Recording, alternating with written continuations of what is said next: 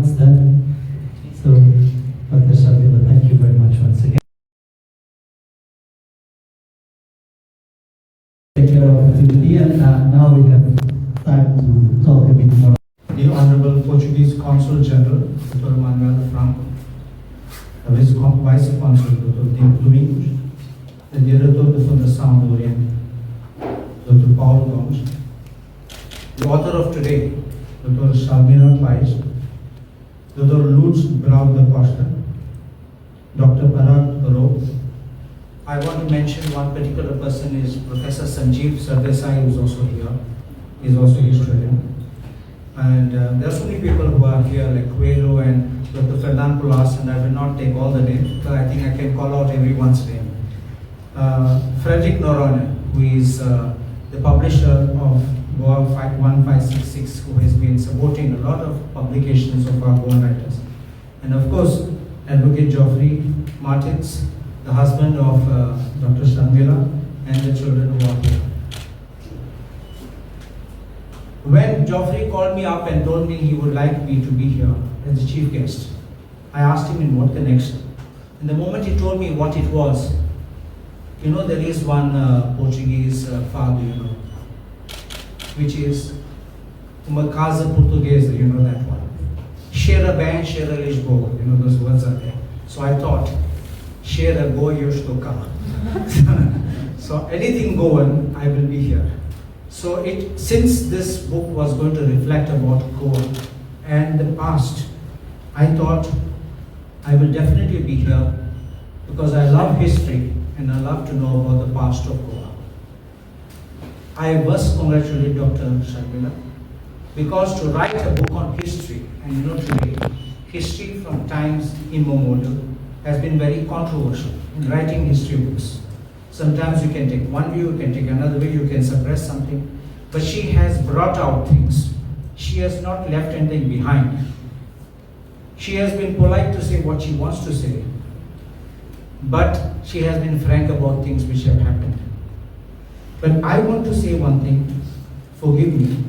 Though you use the word colonial empire, I want to use the word colonial regime.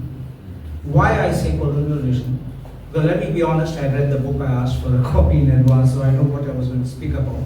I'm not going to give you a lot of details about the book, but it gives you how the Portuguese came in, and to a period when the Portuguese virtually amalgamated with the locals here. First they were like virtually like rulers, then afterwards they brought in the local population to bring them in part of the administration, into education, and so many things. So therefore, I didn't see them in the later part that they were like empire which was ruling, but I thought that it was a regime which was there.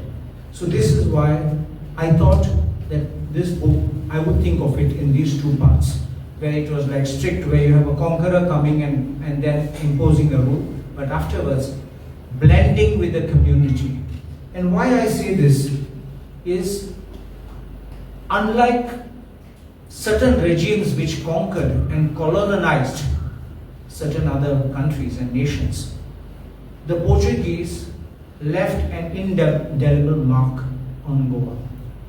And that I would say, which you would see, not because I got any benefit from the Portuguese, I was liberation, so I have not enjoyed any Portuguese benefits, but you would realize when the last Governor General, Vasari Silva, left the shores of Goa and he returned back, you would remember, if those who are here who knew, would know the type of welcome which was given to him. This would show the love and affection that people had for him. Also, I remember many years back, Amalia Rodrigues came here and she performed at the Kalakademi.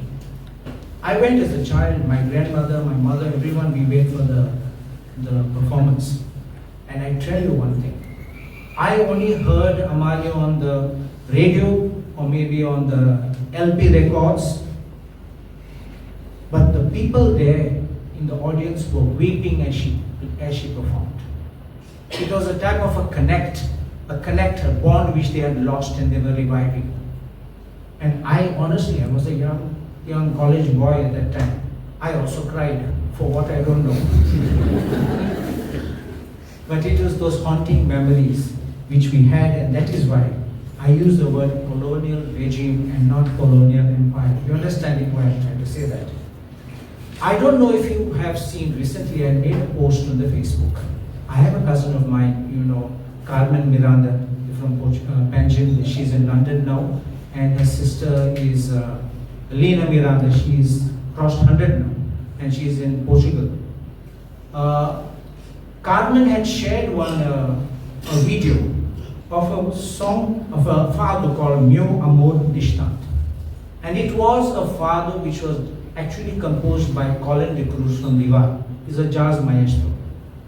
It was so beautiful. The Fadishta was so good. And on that page of hers, there was a debate raging. Some said it was AI, and some gave names of Fadishtas. And everything she sang spoke about Goan, the shores of Goa that she left, the palm trees swaying, the warm breeze of the Mandavi, the janelas of Fontaines, all this, it gave you that kind of a feeling of going back. Of course, I called up Colin and I asked him, who was that Fadishta? And he said, this is what is called AI cloning. And it was so beautiful that I shared it on the Facebook. And because I wanted people to actually enjoy it, feel it, and have that kind of a memory or that kind of a thing when you go back in time. And this is not AI. This book is not AI. If you open AI, you may get distorted versions, including people what they write. And I don't know if you have seen that I have recently made a statement. History is not about what my uncle wrote few days back or few years back. It is proper research with proper bibliography and reference to proper records. And that is what I think Dr. Sharmila has done. And that gives us, especially me, see, I'm going to be 60 this year, this month of course, but so I have not had that kind of experience which many of you who are here have had of the Portuguese regime, the Portuguese era. But definitely, the names which she has spoken about, the families she has spoken about, whether they are the Dempos, whether the Sardesais, whether they, of course, my family also was mentioned there. I don't know if you know about it. We have spoken about the Brazil of our family also. And so all these people, the Vishkon, the Perne, the Kon, the Mai, all these people are those people whom either we have interacted with about them when we were small or as we grew up. And therefore, this book becomes, I would say, not just a book which is a piece of history or a recollection of history, but a book which recollects and recounts many things about Goa, which I think should be a book not just in a library of a school or college, but in every house of every individual. Because it is researched to that level where it is simple. And also there is one more thing I want to tell you, that as I read the book, I realized how she made references to what was happening here with exactly what was happening in Lisbon, which was affecting Goa. You're understanding what I'm saying? Because if the regime there was doing something and it had to be followed in Goa, and how it was being accepted or not being accepted, everything was being put out by her. So I compliment her for this painful task. It's not easy. Sometimes you can write out some things and you can just write some sequence of events, but comparing it even with Africa and then with here, and I think that is something wonderful what she has done. Speaking of the families here, that's why I spoke about Professor Sanjeev Sardesai, because your family is also mentioned over here in the book. And the Shedvis, of course, the Sinais we say. So all these people have contributed and we have known all of them. And I congratulate you. Dr. Paul, you know, is always enthusiastic to support these initiatives. And from the time that he has come, I've seen that he has been working like a machine. In fact, I thought he would not be here today, because I just saw photographs few days back that he was in Macau. He was with my cousin there, Carlos Alvares, who is the CEO of the Banco Nacional Ultramarine, and with his wife Catarina Cotinelli. So they were there together, and so I was just thinking, will he make it or will he be there for 13th of June? But he was here. But as far as this book is concerned, I say one thing. I understood, in fact, I was just thinking one thing. How will there be a question and hour without me having read the book? But I think, Dr. Sharmila, what you have done, there may be some criticism. Of course, we welcome criticism. And sometimes we don't have to necessarily correct, we may justify what we have written. And I have no fear of speaking my mind when it comes to speaking with facts and speaking based on what we have substance to speak on. And that's what you have done. So I would like you to congratulate you for that and a big hand. Thank you very much.